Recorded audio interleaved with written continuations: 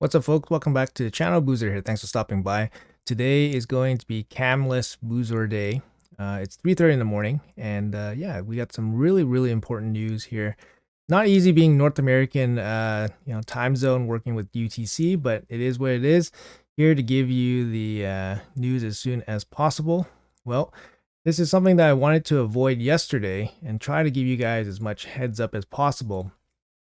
Unfortunately, the summon rush has been open for about 3 hours. Hopefully, you guys did not commit shards to the summon rush. Yeah, without knowing all of the info. That's kind of what I was trying to get at.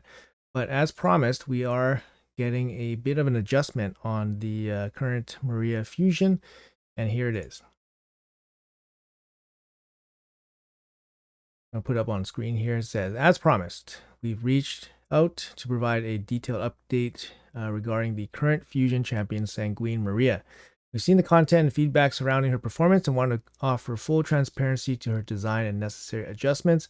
First and foremost, Sanguine Maria was designed to be a great PvP champion and excel in the arena while offering value in various PvE content. However, we recognize that a specific mechanic, her A1 ability to grant extra turns, has created a possibility of taking nearly infinite turns on against bosses, effectively preventing them from ever acting. This ability to solo high-end PvE content is not in line with its design, not a healthy state for the game's overall balance. Even though she needs to be built in a very specific way to show the spectacular PvE performance, indeed it was very spectacular, it puts her too much out of line with the role we initially designed her for.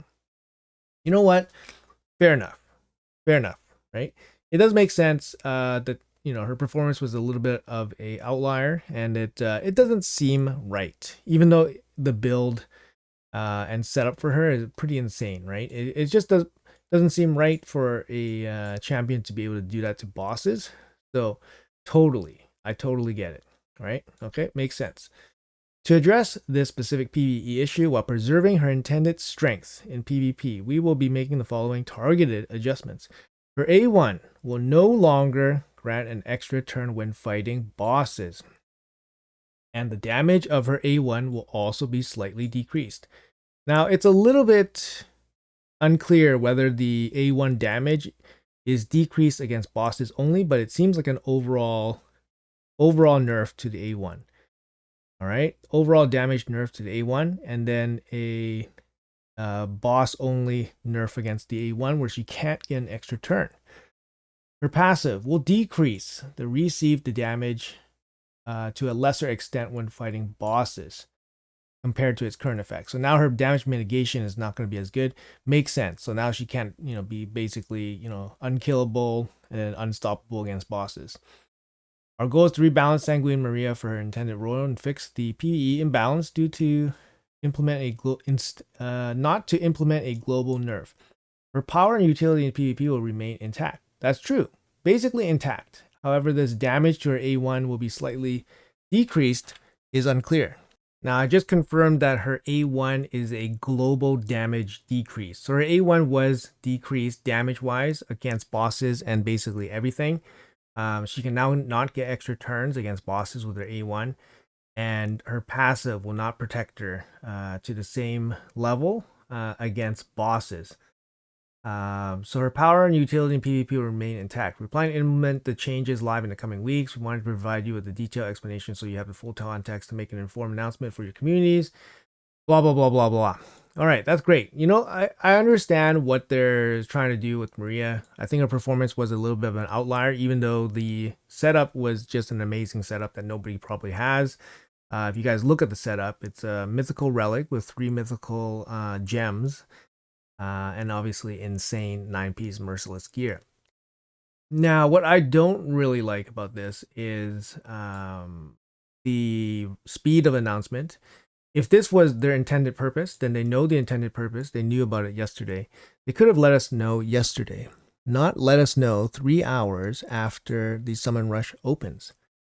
Yesterday was a bit of a lull in the Sanguine Maria fusion. It would have been the perfect day because no one would have put any high stakes resources into play without this kind of critical information. Now, I think her overall performance against bosses is going to be a lot different. And that's the goal, right? They wanted to bring the performance against the bosses down significantly. I think her performance against PvE will probably remain the same. Her A1 does slightly less damage. They said it's a very, very small adjustment, which is fine. So against PvE, her overall performance is going to be mostly unaffected. Her A1 is still going to be very strong, but less strong. But against bosses, her damage is going to be, basically gutted. Without the extra turn mechanic on her A1, she can't cycle through her abilities quickly enough. And without the extra turn cycling from the A1, her general damage output would be much, much lower. So against bosses, she's basically no good anymore. Yeah. But against PvP, her value is still there. Now, how does this affect people in general going for her? I think if you're looking at her and you want her and you saw something that you really like about her, I think she still maintains that, because I don't think her main draw was PvE content anyways. Yeah, I really don't think it was PvE content. I think her coolest, abilities will be, playing in the arena. And I think for the most part, this adjustment does not affect that area too much, which is a good thing. So if I were to rate like this general change for her, it's not bad, right? It does hurt her quite a bit in PvE, but her PvP performance is mostly intact. Now, if I were to rate the general handling of this, I would rate it very poor. Like I said, yesterday was a bit of a lull in the fusion. It would have been a great day to announce this type of announcement, or even just bring the attention to it so that people are aware of not spending, like I said, high stakes resources on this summon rush without all the information at hand. Even just a, hey guys, we're looking into it, sent out to the community officially on the Discords, at least gives people a heads up. And if people want to gamble anyways, then that's on them. But now, it would feel pretty bad not knowing any of this information and then spending your shards on the summon rush and then hearing this information now and then being like, hey, what the heck just happened here? How come nobody said anything? There's definitely a lot of people not connected to Discord, not connected to YouTube, and they don't know this stuff, right? They're just not, they just don't know this stuff.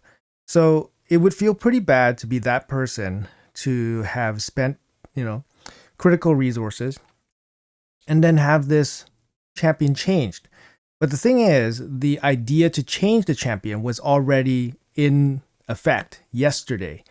It didn't need to be concrete. That's the thing. It doesn't need to be concrete. They said a change was coming.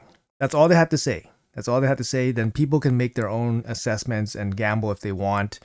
It's really unfortunate, I think. I think it's really unfortunate, and I think it feels really bad to be that person, if you have spent resources and then it gets changed from you. It feels like you got duped, right? Like you got, kind of tricked in a way. So personally speaking, it feels really bad. I think we really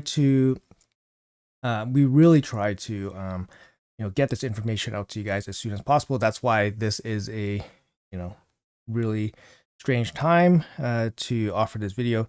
And obviously, Plarium's trying their best to put everything together in a package to deliver the information, I guess, to everybody else as well.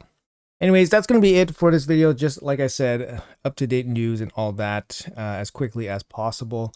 Hopefully you guys were not too heavily affected by this. Like I said, her general PvP performance should be still great. They mention it's a small damage multiplier nerf to her A1 in PvP, but I could see her PvE performance suffering quite a lot. So anyways, guys, let me know in the comments below what you guys think about all this. Will you guys still go for her? Will you guys not go for her? Did this adjustment change your mind and all that? Let me know in the comments below. Appreciate you guys. Thank you guys for watching until the end. Have a great day, and I'll see you guys in the next one.